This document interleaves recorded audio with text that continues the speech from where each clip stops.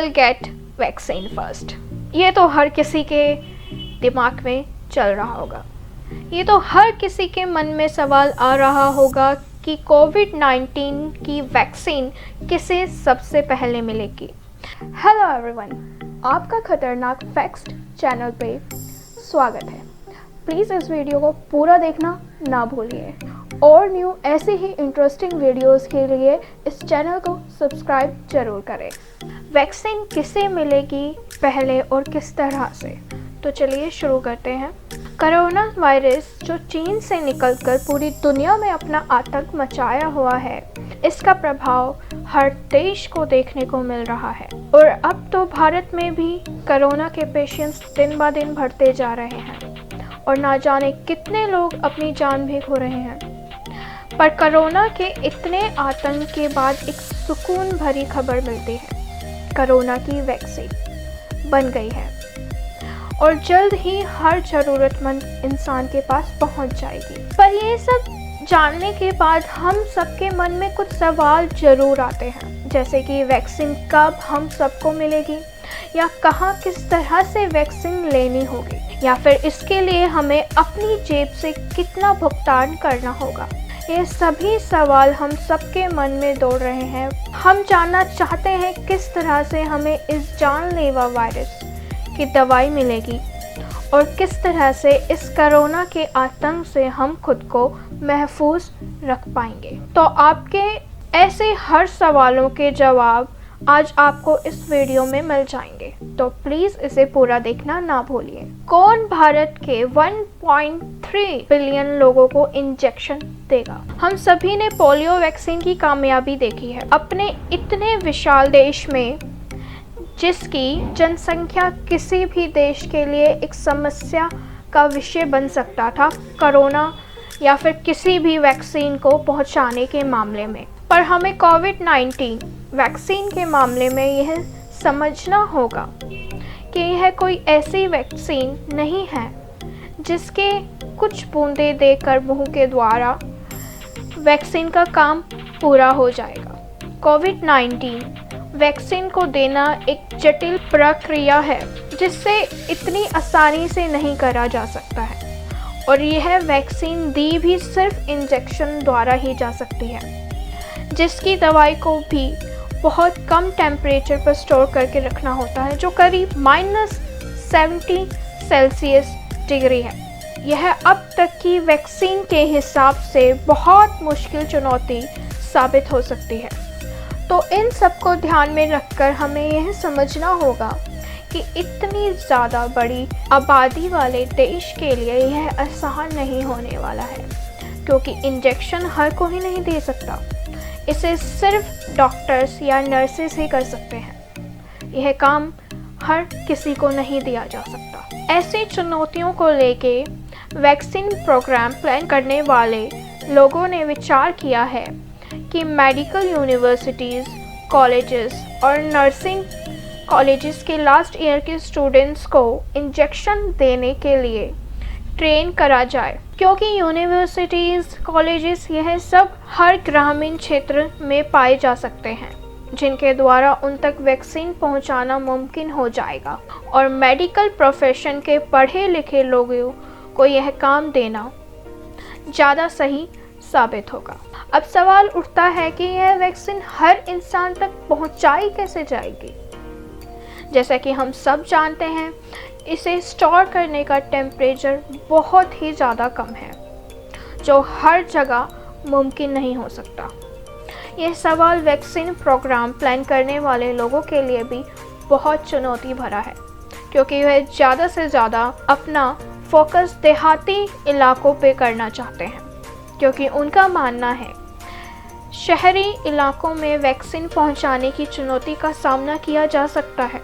वहाँ पर हर तरह के संसाधन पहले से ही मौजूद हैं, पर देहाती इलाकों में उन संसाधनों की कमी है जिनसे वहाँ वैक्सीन हर घर तक पहुँचाना मुश्किल हो सकता है, जैसे दवाइयों को रखने की जगह, इंजेक्शन देने वाले पढ़े लिखे मेडिकल प्रोफेशनल से जुड़े लोगों की संख्या और ज़रूरतमंद संसाधनों की संख्या एक चिंता का विषय है।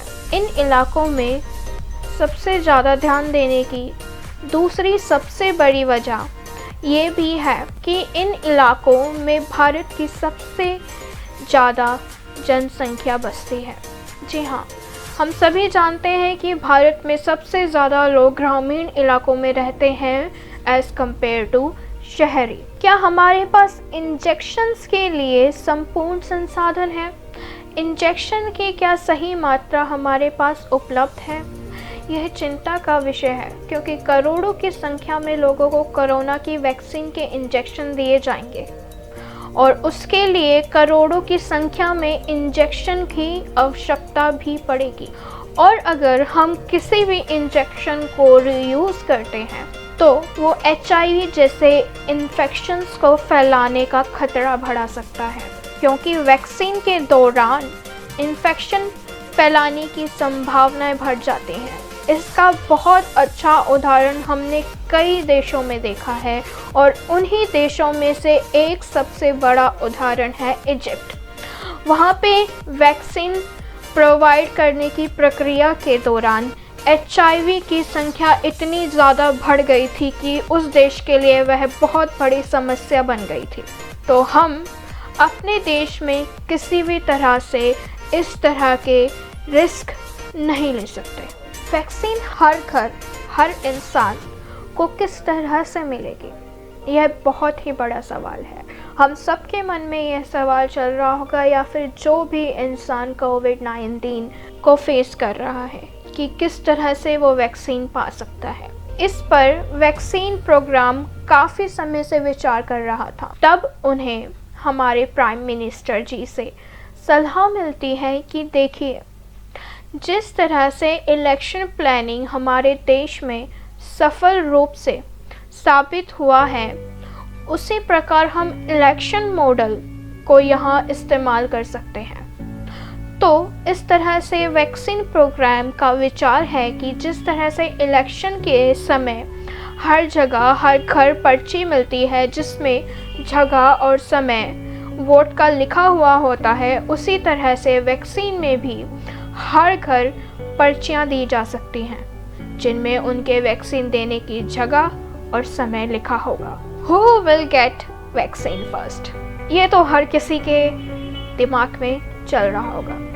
ये तो हर किसी के मन में सवाल आ रहा होगा कि कोविड-19 की वैक्सीन किसे सबसे पहले मिलेगी। इस विषय पर कई तरह की बहस चल रही है कि किसको वैक्सीन पहले दी जाएगी, और उन सब में से सबसे ज़्यादा ऊपर एक आर्ग्यूमेंट है कि जिन लोगों ने कोरोना के मुश्किल वक्त में भी सबसे आगे रहकर हमारी रक्षा करी थी, उन्हें सबसे पहले वैक्सीन दी जानी चाहिए।